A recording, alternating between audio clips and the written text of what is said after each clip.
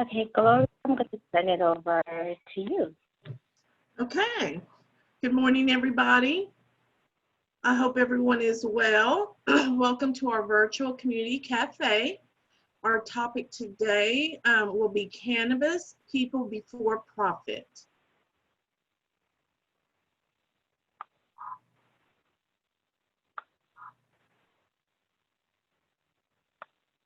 Before we get started, I want to go over some housekeeping rules. Excuse me, today's virtual cafe will be recorded. The recording and slides for today's presentation will be made available to all attendees. Our virtual cafe is scheduled to last 1 hour, and that is including questions and answers. All participants will be muted to enable the speaker to present without interruption. If you are joining on camera, please be mindful when stepping away from your screen. Questions can be typed in the Q&A question box and will be answered at the end of the presentation. We will also have a survey link and a QR code. It will be shared after the virtual cafe. Please provide feedback so that we can improve our future events.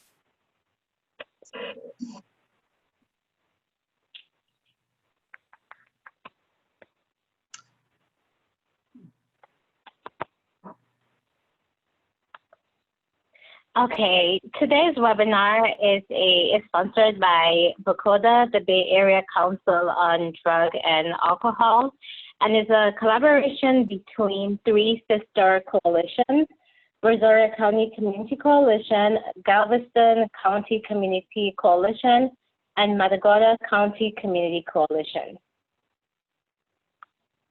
And my name is Alyssa Ryan. I am the Coalition Coordinator for the Brazoria County Community Coalition.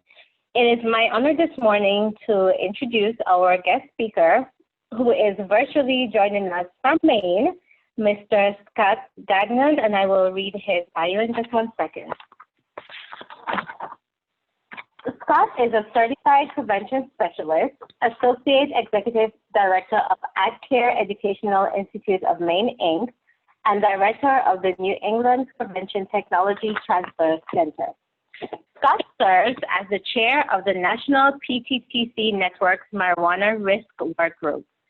Appointed by the Maine Speaker of the House, Scott serves as the Public Health Representative on Maine's Marijuana Advisory Commission. In addition, he chairs the Maine affiliate of Smart Approaches to Marijuana, and has also served as co-chair of the Prevention Task Force for the Maine Opiate Collaborative. Scott recently served on the SAMHSA Center for Substance Abuse Prevention National Advisory Council. Scott trains and presents in New England and nationally on marijuana science and policy, as well as on prevention workforce development. Scott's work has been recognized with awards from multiple organizations, including the Maine Alliance to Prevent Substance Abuse and the Maine Public Health and other Maine public health organizations. In 2017, he was the recipient of the Patrick J. Kennedy Outstanding Advocate Award from Smart Approaches to Marijuana. Guys, help me in virtually welcoming Scott to our community cafe this morning. Hello, thanks for having me today, virtually in Texas. So let me share my presentation here. So I know we have a lot to get through in this hour, so we're gonna kind of dive right into it. But again, thank you very much for having me. We'll do questions at the end, so definitely get those in the chat box as I go along. If anything doesn't make sense or you need me to clarify anything, we'll glad to do that at the end. So what I hope to cover in the next sort of 45 minutes is to talk about the different stages of state level marijuana legalization laws and marijuana policy. I know there in Texas, you're kind of in a different place than we are here in Maine, where we already have state legalization. And so part of what I hope to get, part of my goal here is just to kind of give you an idea of what that process looks like, so you can kind of, you know, in Texas, anticipate what, you know, what might be coming forward and what kind of things you need to kind of be paying attention to. And then talk about the importance of prevention taking a leading role in these conversations, the public conversation around marijuana policy, and really bringing forward the public health issues, and to discuss the intersection of policy and prevention and how, when policies do change, what tools can we use to do our work in a changing landscape. You already heard about me, so I'll skip right over that. But talk about sort of marijuana policy across the country. And so you can look here where we have legalized states. Those are the light green states. We have 11 states that have some form of legalized, what some people will call recreational, I call adult use marijuana. The dark green states are states that have some form of medical marijuana. I did do a little bit of research. And I realized in Texas you do have some limited uses for, I think, certain marijuana products for certain medical conditions. So I think this is not completely accurate, but it's pretty close to where the lay of the land is. But really, no matter what state you look at, whether it's Colorado, Maine, Oregon, sort of the stages that policy change goes through is pretty similar. The amount of time that passes between one stage to another may vary, but it really follows almost the identical pathway, which is usually it starts with some form of decriminalization. So that's, removing any criminal penalties from possession of marijuana. From there, there's some type of medical marijuana legalization law that often gets introduced. In Maine, it was 1999 when our first law passed for medical marijuana. The next stage after that is statewide legalization, adult use marijuana, commercial marijuana. Although in between, you can see some other different types of policy changes and proposals. Sometimes there will be local, quote unquote, legalization, such as here in Maine in 2013, the city of Portland had a local ordinance to allow the possession of up to 1 ounce of marijuana. Now we put that in quotation marks because at that time, marijuana was not legalized on a statewide basis in Maine. So it's because state law trumps local law, it really was a symbolic vote. The other thing you'll see in between is almost immediate changes to medical marijuana. That was the case here in Maine. Before we even moved to statewide legalization of commercial marijuana, we already had many changes put forward to our medical marijuana laws. And then post legalization changes. So there's really, when it comes to legalization, you can really see 3 stages with this. The first stage is the campaign stage, and I'm going to go through these in more detail.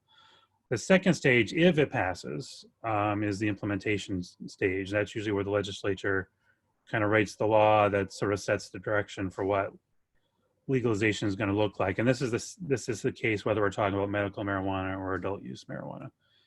The third stage is, again, if that implementation law passes, is sort of the post-implementation changes, which is basically, lawmakers introducing bills and the legislature to make changes to what was passed in terms of legalization. And as I mentioned, this really applies to whether we're talking about medical marijuana or adult use. So the sort of the stages are really very similar. So let's talk a little bit more in depth about the first stage, which is the campaign stage. Now this can vary from state to state, but there's 2 national groups that tend to be involved in these initiatives, the Marijuana Policy Project and the Drug Policy Alliance. They may literally be running the state level campaign with staffing, such as the case was in Maine. Marijuana Policy Project ran that campaign in Maine. Or they may be contributing funds to the campaigns, such as the Drug Policy Alliance often contributes funding to these campaigns. Now, these campaigns will involve lots of different types of media. Social media, obviously, is a big growing one, but also traditional media, such as TV, radio, really anywhere they can buy an ad, they'll utilize. And the thing with the campaign stage is it can start years in advance of an actual vote, whether it's in the legislature or if it's a citizens initiative at the state level. They really start trying to kind of prime the voters early. or lawmakers early. So they don't wait to just the year that the vote's going to happen. They'll start 2 or 3 years to do ads and campaigns to kind of really, win over voters. And, there's really 3 common narratives that emerge from the legalization campaigns. And you may have heard these in Texas with your policy changes and initiatives. The first one is revenue, tax revenues for marijuana. That tends to be a big one. And certainly now, because of COVID and state budget shortfalls, we're seeing that narrative increase. I mean, we're hearing it a lot now in Maine as they look to make changes to our legalization law in Maine to be able to have more stores and kind of loosen some things. The other narrative is as a job creator, creating jobs is another common narrative from legalization campaigns. And then the other one is social justice or criminal justice, the need to legalize to deal with these kind of criminal justice issues. So those are sort of the big ones that really almost any state you can look at, and you look at the history of how legalization, progressed, these were really sort of the big talking points. Now, the ones that they don't talk about really, which is our role in public health and prevention, are the issues of addiction, the impact on health, the impact on communities and kids, social costs associated with commercialization of marijuana, and impairment issues. And I'm sure there's many others you can probably think of as well. But this is where prevention comes in. This is where we need to come forward to tell the story, because legalization campaigns don't do that. My experience with the media is they don't tend to think about those stories or really put a lot of effort into those stories. So it really is up to us in the prevention community to tell that story. And it's really important because, one of the ways to think about the campaign stage of marijuana legalization is to think about it in the same way as tobacco marketing or alcohol marketing. So while you may not have a commercial marijuana market yet in Texas, if there's a campaign to pass, whether it's medical marijuana or adult use marijuana, there's going to be ads that really, at the end of the day, that's what they're trying to sell, passing a legalization issue. So in some degree, they want to sell the product. And they'll do that in a number of ways. This is an example from Ohio in 2015. They had a legalization campaign, and they had this mascot named Buddy who was going to college campuses as part of a voter registration drive. So this is one example. Another example is from the internet. This is an ad I found on Twitter maybe 2 or 3 years ago from Stokes Confections. They're a company that makes marijuana edibles.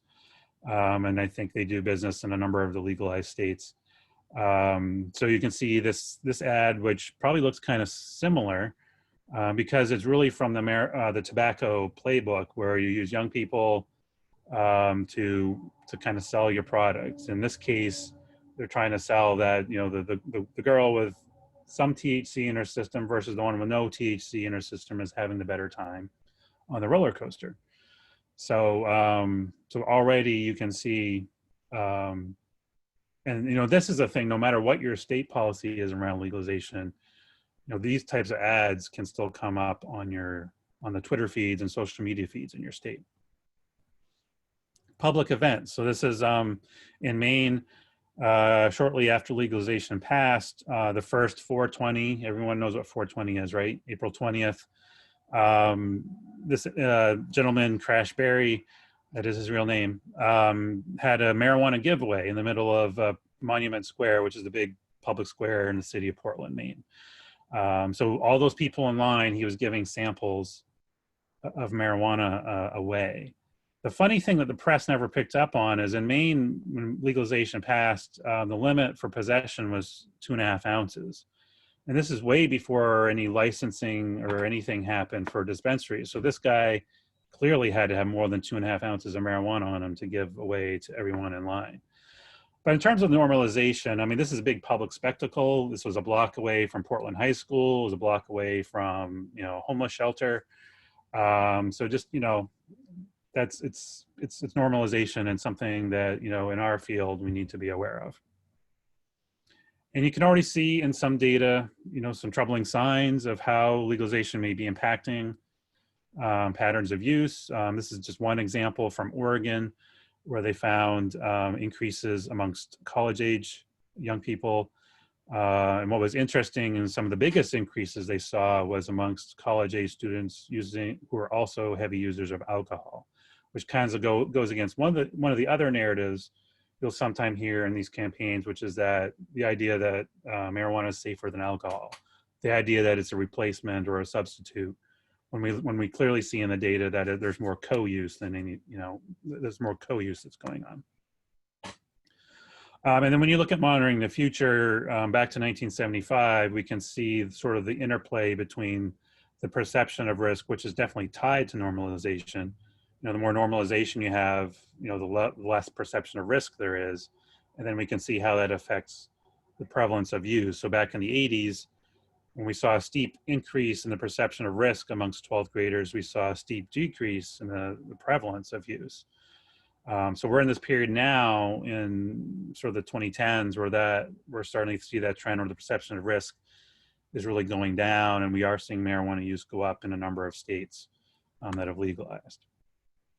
So that's the campaign stage. The second stage is implementation. So if it does pass, the next step is the legislature needs to decide, all right, so how are we going to shape this? How is it going to look? Who's going to regulate it? And those kind of pieces. So this is kind of what we're still in here in Maine, even though our legalization initiative passed in 2016, they're just now starting to issue licenses because there was a lot of political stuff going on that kind of held it up. So there's really two stages to this stage. The first stage is that implementation law. So that's really, again, setting sort of the direction of what regulation is going to look like. The rulemaking process is sort of the finer details. One way to think about this is the implementation legislation is kind of like the executive summary of what legalization is going to look like, where rulemaking is sort of like the full detailed report. It's one way to kind of think of it. It's the rules are really the finer details of exactly how sort of any aspects of the commercial market legalization is going to be regulated and enforced. And an important piece of this is really for both parts of this, whether we're talking about the implementation law or the rulemaking piece, is there's generally opportunities for hearings, which is really the opportunity for public input. I mean, there's lots of opportunities for public input during the campaign. I mean, people can write their lawmakers and you can do education events and all those kind of things. But when it gets to this part, there are still additional opportunities for input on the proposed implementation law or the proposed rules. And that's an important piece or important place for public health community to have their voice heard. And it can have an impact. That's one thing I definitely want to stress. And we've seen that here in Maine, where, when our implementation law was unveiled, there were a lot of problems with it. And through some good public health advocacy, we were able to make some changes. A big one was when legalization passed in Maine, they had a license type that was going to allow for social clubs, which basically would have been on-premise locations for marijuana consumption. So we did some really good public health advocacy around the concerns around impaired driving. And one of the reasons we focused on that is because of Maine's tobacco laws. Maine's tobacco laws include vaping.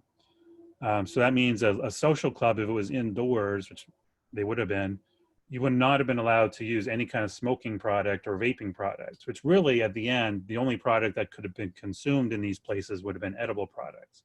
And we know that the oral ingestion of THC has that delayed effect. And so we were able to educate lawmakers on that delayed effect, and that, you could have many people going to these social clubs thinking nothing's happening, nothing's working, and then they hit the road, and then you have all kinds of problems. And so through that kind of advocacy and education, we were able to get the social clubs removed. A couple other examples were some strengthening of language around labeling and packaging. I will say it's still not really where it needs to be, but it's better than it was. And then also the first version of the implementation law didn't completely prohibit anyone under the age of 21 from any sort of part of the property of these licensed locations, whether we're talking about cultivation, testing facilities, or the dispensaries. The language is really very murky.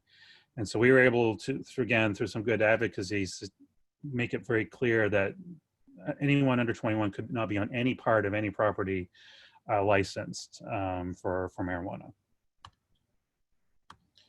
One other thing I want to point out around the implementation piece of this is loopholes. And actually, really any layer of policy is loopholes. Because as with any type of legislation, there's what's expressly written and either expressly allowed or expressly not allowed. But sometimes something doesn't go in legislation and it kind of falls in this gray area, which we call loopholes. And a good example of this is the marijuana gifting loophole, which has been in many states, particularly in Massachusetts and Maine. And basically the way this works is legalization in Maine and Massachusetts allowed for the gifting of marijuana from someone over the age of 21 to another person over the age of 21. And it was literally supposed to be a gift. You're not supposed to be able to get compensated for that. The problem is they didn't have any language in implementation that really specified or expressly said you can't get compensated for it. It just said, the marijuana needs to be free. So what people were doing was charging for other aspects of that transaction. So they were charging for delivery, charging for packaging. You were getting maybe a t-shirt or some juice along with it. So they were charging for that. And let me tell you, that bottle of juice was not $1. It was probably, $20, $25. So this was a loophole because there was nothing in the law that said you couldn't do it. It didn't say it was allowed, but there's nothing that said you couldn't do it. And the folks that are in this industry or are hoping to get in this industry, I mean, they've been operating in the black and gray market for a long time, and they're pretty smart with these things. So this is just to point out the importance of really being able to look at what is being proposed in your state and trying to see if there's any of these loopholes that could be there.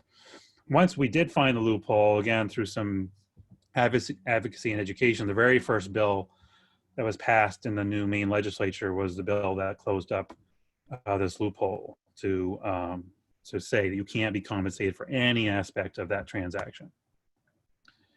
The same thing applies to rules. So again, implementation is sort of the outline, the rules and regulation is the finer details. So the example in Maine is in an implementation law, it requires health and safety warnings on all marijuana packages. And that sounds really good, right? It sounds like something we would want. And those health and safety warnings have to apply to pregnancy and the risks around there. The problem is when you get to the rules, how is that actually going to get implemented? So I actually have a little Easter egg on this slide. I don't know if anybody has found it yet, but if you look underneath the color bars, you'll see a line of text that's in 6-point font. And it says, I'll read it if you can't see it. It says, can you read this? Maine legalization implementation requires health warnings, but the minimum font is 6 points. Is that effective? So just imagine you got a candy bar, there's logos and stuff all over the place, and they got, they can make that health warning as small as 6 points, and you got to know that most dispensaries, most manufacturers are going to go with the minimum. Do you think people would see that health warning? Would they see it right away unless they were looking for it? So this is just an example how something can sound really good in the implementation. A health warning, that sounds good. That's something we would want.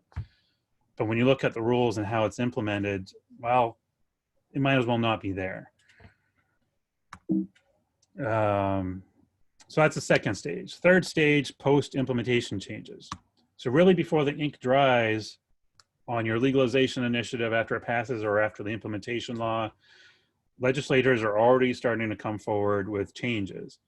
I mean, frankly, part of the reason for that, and I have that on here, is because, there's lobbyists that are involved. There's lobbyists already, for the industry in all the states and across the country.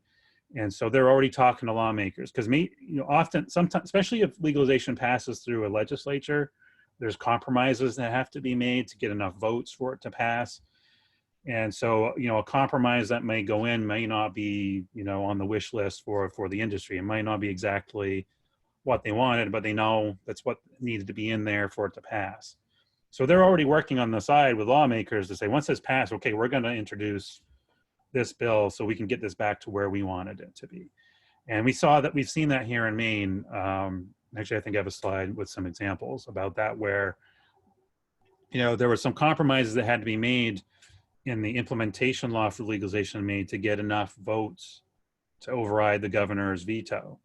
And some of those compromises were, the plant limit for people growing at home originally was 6 plants or 6 mature plants per adult. The compromise in the implementation law have that to 3 plants. So I can only imagine at some point we'll see a lawmaker introduce a bill to try to get that back up to 6. The social clubs is another one. That was part of the compromise to get those votes to override the veto. I would not be surprised if we see a bill in the near future to put those back. So, we always have to kind of be on our toes looking for these things. And these are some examples of what things that happened that were in the compromise bill for implementation in Maine that bills have already come forward to change. So one of them is the buffer zone. We had the buffer zone at 1,000 feet between schools and daycares and any license, not just dispensaries, but includes cultivation, testing, manufacturing. So there was a bill that was introduced almost immediately to reduce that to 300 feet. Now, the good news is that bill didn't pass. It died in committee, but it was still something that was put forward. In Maine, we expressly do not allow delivery sales. It's expressly prohibited. So this is another bill that was introduced to change that, to allow it. And then the commingling of medical marijuana and adult use marijuana. So then there were some others, but this is an example, again, to show you that even before the ink dries, things will come into the legislature to change things. And more often than not, it's not with public health in mind. It's really more, for the industry. So if I haven't gotten the point across yet, marijuana policy literacy is very critical, really at all levels. From when it's introduced as an initiative, and I don't know in Texas if you have citizen initiatives or it's through the legislature, however that happens, really from when it's proposed to if it passes, through implementation, through rulemaking, and then even after, we really have to be aware of what's in all levels of policy, because it really does affect, the risk factors that we care about. It affects the communities that we're serving. So it's super critical in prevention. And there's a lot of different things you want to look out for, and these are just some examples. Whether it's it's the laws and rules around advertising, labeling, packaging. I already showed you sort of the Easter egg rule around health warnings, buffer zones, possession limits, age limits, plant limits, local control options. There's a lot that we have to really look at, because it all intersects with the risk factors that we care about. So let's take a look at some examples of what's happened in some other states that went before us in Maine, and sort of the first couple waves of legalization. So Oregon, which was in that second wave of legalization, I think it was 2014 when that passed. In Oregon, they've had this issue where they basically have they've had a glut of marijuana production. They had I think this report was from 2019, if I remember, that they had a pot surplus of more than 1 billion joints. So they had enough marijuana harvested and cultivated that they could have produced 1 billion joints. When they look at it as a THC supply per capita, per adults, in 2019, they had basically a 6.5-year supply of THC for every adult in Oregon. The policy issue here is they didn't really have anything in policy to make sure that all the marijuana that was being cultivated for their commercial market was actually being sold. So basically what happened is the producers were way ahead of what the dispensaries were able to sell. And so, I mean, it's the same with, you can think of oil and other things where you have too much of it, that creates some issues. And like oil and other products, if you have an oversupply, it's going to have effect on the price. So in 3 years, they saw marijuana prices go from $10 a gram to less than $5 a gram. And when we look at the alcohol research and the tobacco research as well, we know that this is something that would have an impact on those risk factors that we care about, whether we're talking about underage use or unhealthy, risky use amongst adults. So while we don't really have this research for marijuana yet, I think it's pretty easy to make the inference that, a steep drop in price would lead to more consumption, better access for young people because, they can give money to an adult to buy it at from the commercial market. Adults will buy it and consume it at higher levels. So it's a big issue. So I talked a lot about state policy. Federal, obviously the federal status really hasn't changed. There's a lot of bills that come forward through Congress to change different things, whether it's banking provisions or, other kind of things. But on a federal level, it really hasn't really changed too much. But there's really two other layers to be mindful of, which is the municipal level and the organizational level.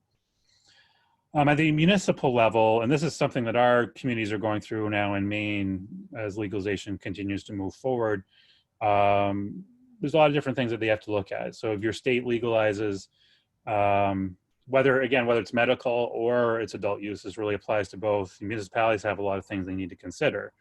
Whether or not they're going to opt in or opt out of retail sales in their community, if they do opt in or if they don't opt out, they have things to look at like zoning, local rules and guidance, or guidelines, local enforcement. What's that going to look like? How are they going to pay for that? Buffer zones around schools and daycares or any other kind of youth serving organizations or institutions. Smell and nuisance ordinances. Those are very challenging. I'm not aware of any state that's really, where anyone's really figured that piece out. Whether there's going to be limits, parcel limits for home grow. So in many states, they can have 6 mature plants per adult, but if you have 4 or 5 adults on a piece of property, that conceivably could be up to 30 plants. So at the local level, there can be options to limit that. Local licensing fees, and then local level funding for marijuana prevention education. So what are you going to do? What is a municipality going to do with those fees that they collect for licensing? And are they going to put that into prevention, education, and enforcement to make sure that they, as much as they can, mitigate some of the problems that will come along? The other important layer is organizational policy. And, this is, again, all the states that have legalized, we're going through this now, which is, once you legalize marijuana for personal use or personal possession, now you've got all kinds of institutions that need to think about, how does this affect us? So housing, landlords and tenants, what are the rules and regulations going to be, within that property? Education, whether we're talking about K through 12 or colleges and universities, have a lot to think about. Employers, what are they going to allow, not allow? How are they going to police this? Those kind of things. Healthcare settings, hospitals, particularly with medical marijuana. In Maine, we saw some bills come forward that would have allowed patients in hospitals who had medical marijuana cards to be able to bring that into the hospital. So that's just one example. Transportation, I'm sure you can think of many others. But I want to quickly walk through one example of how organizations need to look at policy and how it can intersect with what we do in prevention. So, if there's in Maine, we've legalized marijuana at the state level. We have many colleges and universities in our states. So colleges are going to have to think about, all right, we have students that are over the age of 21. Are we going to allow it on campus or not? If they do what most colleges and campuses do, they're going to say no, because we have federal funding and we don't want to jeopardize that. So we're going to say, all right, marijuana, even though it's legal in our state, we're not going to allow marijuana possession on any part of our campus. That includes the dormitories. So, all right, we have that policy, but now if we want that policy to be effective, there's some things we need to do. Training, we need to have a good training program around this. We need to have good communication to all aspects of the college, from students to faculty to staff.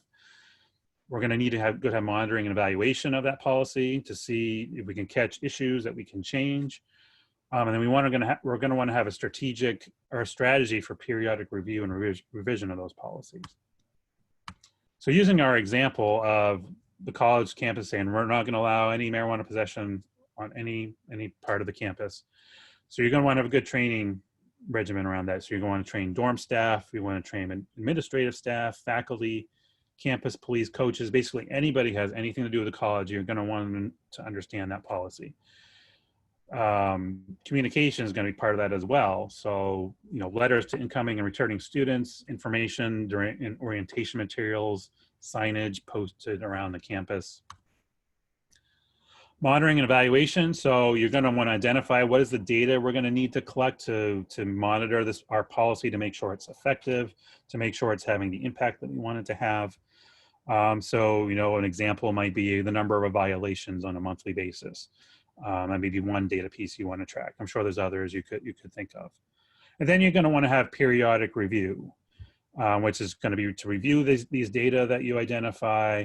You know, you're probably going to do some focus groups and listening sessions from, you know, students, staff, faculty, to see how's it going, what's going well, what's not going well, how can we change it to make it more effective. All right, I'm doing good with my time here. So that's just one example, and you can see how that really dovetails into a lot of what we do in prevention. I mean, when we think about prevention, we're all about training, we're all about doing communication strategies, monitoring and evaluation, you know, review and revision of policies. This is all in our wheelhouse. So this is a place where we can really work with organizations. So if we do see a policy change in our state, you know, we can start ahead of the game and start thinking through what are some of these policy changes that need to happen? How can we in prevention help you do this in a thoughtful way that is effective? All right, so but thinking more broadly in terms of our prevention work, there's some tools that we already have that we can use. Because I'll say, you know, in my role at the PTTC, and you know, we also are a provider in Maine for training and technical assistance to our prevention workforce. And so a lot of when legalization passed Maine, the sort of almost uniformly, the prevention community is like, what do we do now? We've got a commercial marijuana market. What are we going to do now? How do we do prevention now? And there's some tools we already have that we can use. While we don't have quite the body of research that we have with alcohol and tobacco, and sort of what are the prevention approaches to commercialize marijuana. We're not really there yet, but we do have tools that we can use, and we do have knowledge that we can use. We have inferences we can use from our experience with tobacco and alcohol to set into motion some good strategies. A couple I'll focus on is the strategic prevention framework and the 7 strategies developed by CADCA for community change.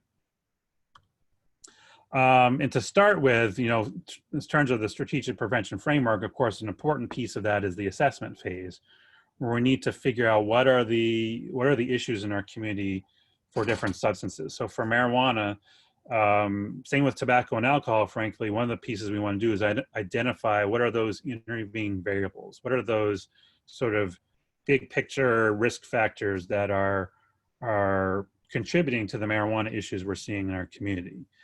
And I think you all know these, you know, perception of risk and harm, retail access, social access, pricing and promotion, policies and enforcement, and norms that are favorable to youth substance use. So, you know, we have a lot of these for tobacco and for alcohol, or commercial tobacco and commercial alcohol.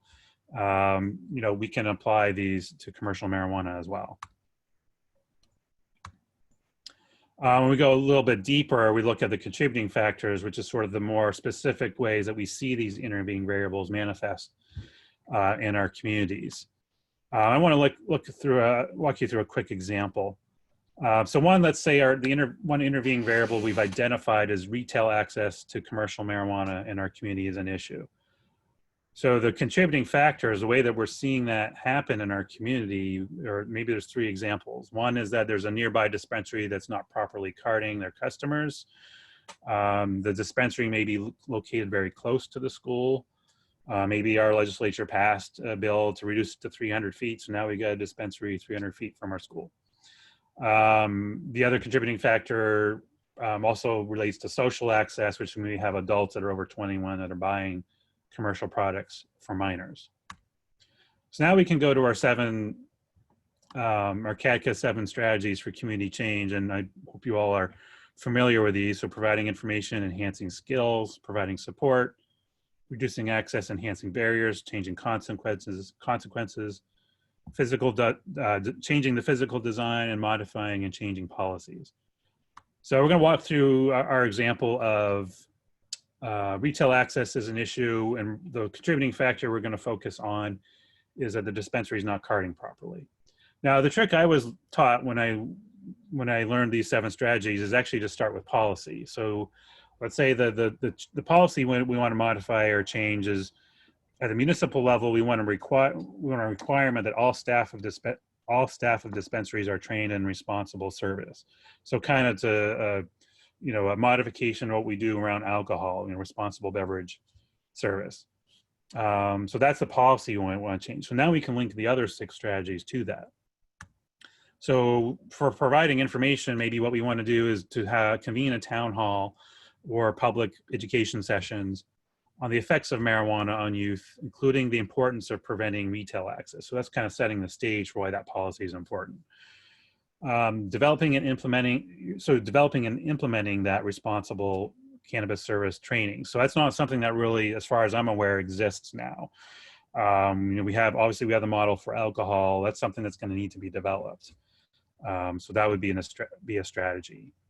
In terms of providing support, you could provide a tip line that either the dispensaries could use to kind of report on each other if they know that carding's not going on, but also the community can use to provide tips when they know a place is not carding properly.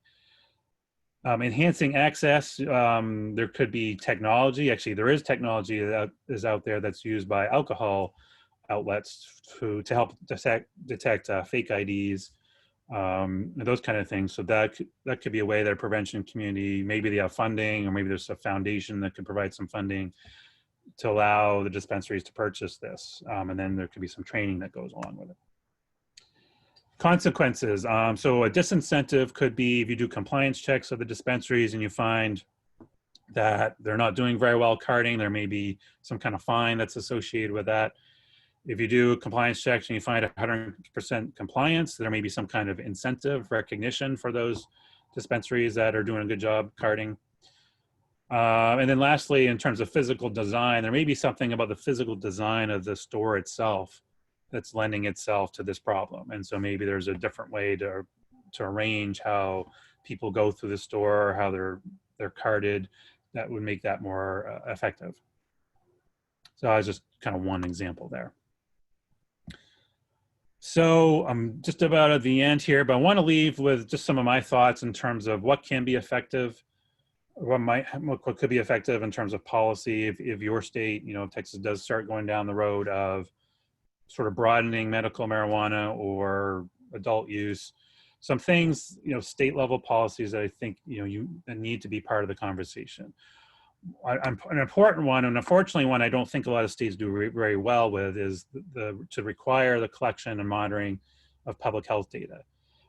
Because you'll hear a lot of data around the tax revenues and sales and all that sort of thing.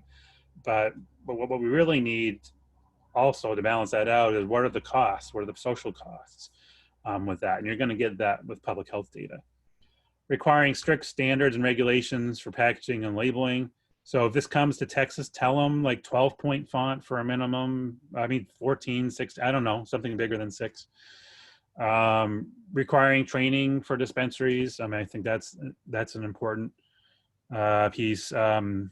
If it is, again, if it's going to be legalized and there's going to be revenues, can some of that go to prevention and education?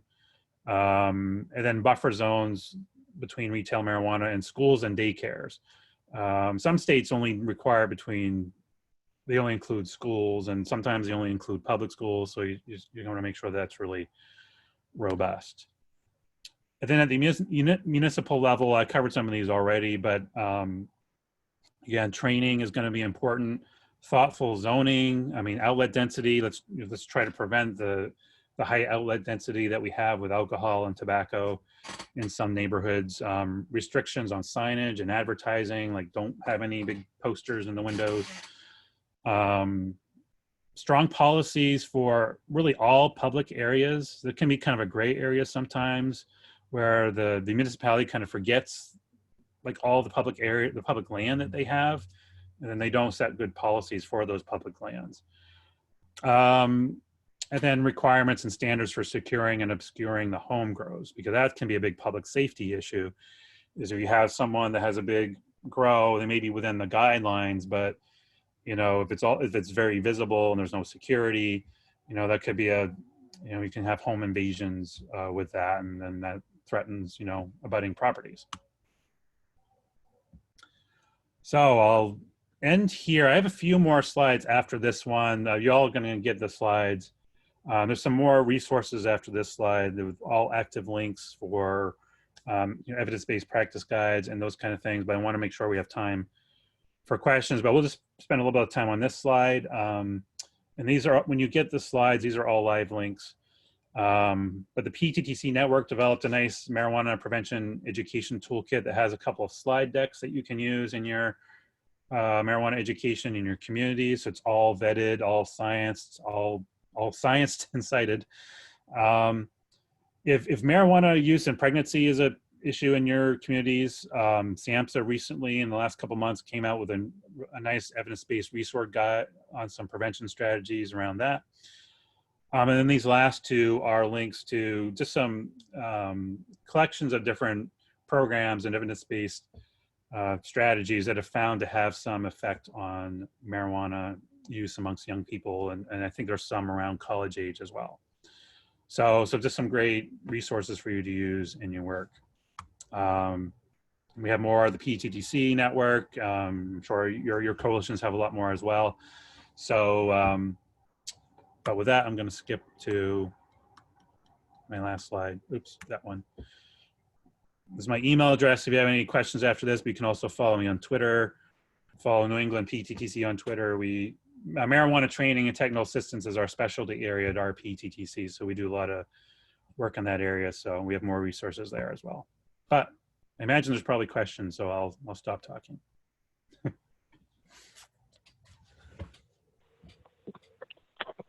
All right, thank you. Thank you so much, Scott. If you guys do have questions, we do have two options. You can post them in the chat box and I will read them out loud to Scott, or you can raise your hand and I will unmute you and ask Scott those questions. So Scott, I have one question. I have two questions so far. I'll go ahead and read the first one. It is from Aubrey Adams. She said, Scott, from my experience in Colorado, the marijuana industry does not want to be regulated. They continue to lobby for less regulations. Would you recommend the prevention community hold the line and not allow these dangerous policies in Texas?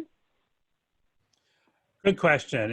And I mean, I think, yes, I mean, I think a lot of great points there. I mean, clearly the industry, and they're, you know, it's the same with the tobacco and the alcohol industries. And that's kind of, I try to kind of emphasize that point when these bills come forward. So, I mean, alcohol and tobacco are legal. So more often than not, the bills that come forward on behalf of the alcohol industry or the tobacco industry, you know, they're changes that are going to benefit their bottom line, their profitability, but often that goes against the risk factors that we care about, you know, whether it's, you know, allowing for more tasting or, you know, just other increasing hours of service, those kind of things. So that, I mean, it is a good point. I mean, once the marijuana industry is kind of in your state, that is going to be a big challenge to stay ahead of that. And, you know, we do all we can to keep up with the changes that come from the tobacco and alcohol industries. And, you know, of course, in prevention, you know, especially if we're federally and state funded, you know, we also have some challenges around that. Like, what can we do? When can we do it? Of course, we're all private citizens. So, you know, when we're not on the job, you know, we can be advocates in that way. But yeah, I mean, I think Aubrey's question is she raises really good points, which is, you know, ideally, if you can avoid having these issues in your state, that's the ideal. So part of what I hope to accomplish today is, and again, I know in Texas you're not a legalized state, so I'm definitely not proposing that you should pass anything or anything like that. It's just to kind of provide some guides and information, like if Texas does go down that road, just some tools and strategies for how to try to mitigate as much as possible. But certainly if you don't have to go down that road, that's certainly, I think, going to be the best for your communities. Thank you for answering that. The next question that I have is from Jesse LeBlanc, and it reads, why are there no class action lawsuits initiated by affected parents against the marijuana industry? It seems that this is going to be the only way to effectively fight against the lies and deceptions by this industry, because most politicians generally appear spineless when it comes to this topic. That's a good question, and I'll be honest, it's a question I've asked myself. I'm somewhat surprised we haven't seen anything yet. I think maybe one piece of it is because federally it's not a legal product. That may be one aspect of that compared to like other types of industries. However, where I suspect maybe the first class, if there's ever a class action lawsuit, my prediction is the first time we'll see it will be something associated with vaping, because that vaping is, I mean, that is a federally regulated product, vaping devices. So that would be my prediction, is the first time we see any kind of lawsuit, class action lawsuit related to marijuana or THC, it's going to be related to vaping. I don't know of anything. I don't have any, like, I don't have any secret knowledge or anything. I'm not saying I know anything's coming, but that would be my prediction. But, you know, I am really surprised because, you know, I think one of my big concerns around medical marijuana, I have many, but one of my big concerns around that is, you know, a lot of states have, you know, a big list of conditions that you can have to qualify for a card. And here in Maine, they just went ahead and did away with the list. There is no list anymore. So basically, as long as a physician signs on the dotted line and says, yes, this will help your condition, they're good to go. So my big concern with that is that it's going to lead people astray. It's going to, you know, we've seen studies, I think it was in Colorado, where they did a study where someone randomly called different dispensaries and to see if they would, if the dispensary staff who have no training in treatment of anything would recommend marijuana for, I think it was for pregnancy. And they found so many dispensaries that did. And so that's my concern is I mean, the risks of the use of marijuana itself, but also that someone forego something that's actually evidence-based, whether it's for cancer or for PTSD, whatever it is, something that's not evidence-based. There's no randomized controlled trials, placebo-controlled trials for any application of medical marijuana. It's just not there. I mean, I say that in public events and I get all kinds of dirty looks when I say that, but it's true. And so that's my big concern with that, is it leads people astray. Something they could be using something that actually could be effective for their condition, especially opioid addiction. More and more I see it put forward as a treatment for opioid addiction. There's no evidence for that, and if someone forgoes MAT for marijuana, then there's risks of overdoses because they're not using something that could be effective. But unfortunately, as far as I'm aware, no one's tracking. There's no data set for people who use medical marijuana who overdose because they didn't use MAT. So. Yeah, so maybe hopefully in the future that's some research that can be conducted. So yep. We'll have more, as you're saying, evidence-based data to support all of that. So Aubrey has placed another question in the chat. She said she had the opportunity to see you talk in Vermont, and you talked about how the state has failed on every level. Can you talk about that, like the black market, vaping, etc.? Yeah, I remember that panel, and I think it's such a big thing for our states to try to be able to to manage. And I mean, for the black market, I mean, is a good example. And one of the things I'm concerned about here in Maine, and I think other states as well, is, you know, people who were formerly operating in the black market, just because of the provisions in Maine, they're allowed to apply for, as long as they don't have any other like drug violations or other felonies or anything, they can apply to operate in the legal market. And so many concerns with that. One, frankly, is tied to the vaping. When we saw the outbreak of EVALI, the lung injury, you know, a lot of it was a lot of these THC cartridges that had these adulterants added to it. And sort of the narrative was, well, this is only happening in the black market. But if you have legal operators who still have some ties to the black market or the gray market, whatever you want to call it, you know, those cartridges can still end up in sort of the legal market.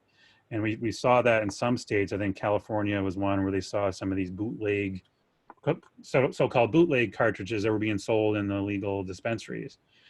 I mean, that's just one piece of it. You know, the enforcement of it is going to be another one. I mean, just having enough staffing to be able to enforce it. You know, and again, I know a lot about Maine, so you know, when our medical marijuana legalization was rolled out, they basically had one staff person in charge of regulating that whole market for the state.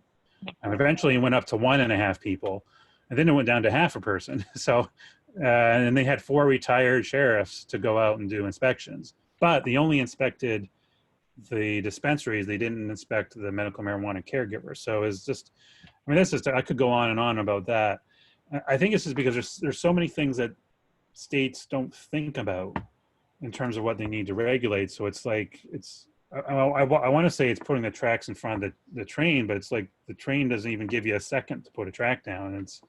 And you're already, you know, you're already behind. So it's states, I think they think about the tax revenues and in that piece of it, but I think there's so much of it they don't think about, and that's where they need to hear from us, because there's things they don't hear about on from the public health side that they need to think about to make sure, you know, to do what they can. Yeah, and like you're saying, that's why it's so important for us as prevention specialists, those who work in the public health, behavioral health field, to make our voices heard, to share the knowledge that we have with others, so they're thinking about some of the risk factors that we're thinking about, some of the protective factors and other stuff that we would like to see in place. Just one thing I'll quickly add is don't assume your lawmakers are more educated than the general public, because I've had lawmakers in Maine and in Vermont. The thing I was in Vermont, things that I think are basic elementary knowledge about marijuana science, they don't understand. Like, marijuana is not addictive. It doesn't impair driving. I mean, basic things. So don't assume someone knows something. Educate everybody. I definitely agree with that. So I'm seeing some resources being shared in the group chat. Thank you guys for sharing those. Does anyone have any other questions, any other comments? There's feedback, Scott, on the information. They're saying it's great information, very present at this time. Thank you. Kudos are going out to you. Does anyone have any other questions, any other comments that they would like to share before we move on to our evaluation slide? Oh, you'll need me to stop. Okay. Okay, don't go so fast yet. So we do have an evaluation that we would like for you guys to complete so that we can get a sense of your feedback for today's virtual cafe, as well as improve anything for our next virtual cafe. So there is a QR code that is on the screen. If you can take your phones and scan it, or if you do not have that option, Danielle has so kindly placed the link in the chat box. If you can grab that link and complete the survey, it's about 5 minutes. It's not too complicated, just so that you can provide us with your feedback, with some input on today's virtual cafe. And we will be sending the QR code as well as the link out with the recording of this morning's virtual cafe, in addition to the PowerPoint that Scott will be sharing with us all. Okay, and my chat box has disappeared. So is there anything else in the chat box that I am not seeing? Nope, just thank yous. Lots of thank yous. Okay. Thank you everybody for thanking us. Yes. Okay, so Danielle, I'll let you take the slide off. Again, a huge thank you, as everyone in the chat box is thanking you, Scott. A huge thank you for taking the time. We know we have a time difference, for coming on today. We are so thankful to learn before we get into the issue of having marijuana in our state. Thank you for us being able to learn what's going on in your state. Again, huge thank you. Please follow him on Twitter. He's so full of knowledge. He shares it on Twitter. He's a great Twitter follow. So please follow him on Twitter. Thank you so much, everyone, for coming. Thank you for my staff for putting this together. This is a collaboration among 3 coalitions.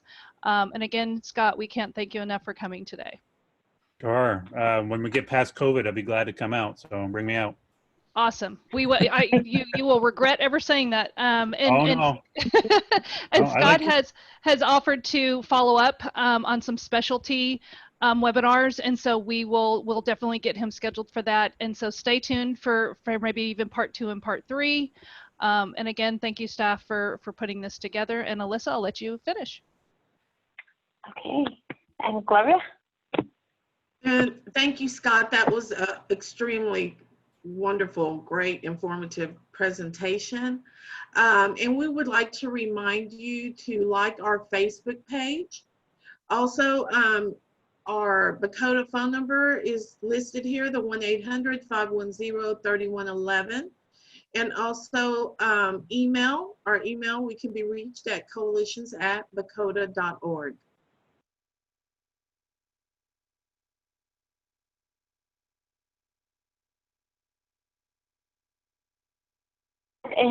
That is the last slide. Thank you guys for joining us this morning, and we look forward to hosting another virtual community cafe soon. Bye-bye. Bye.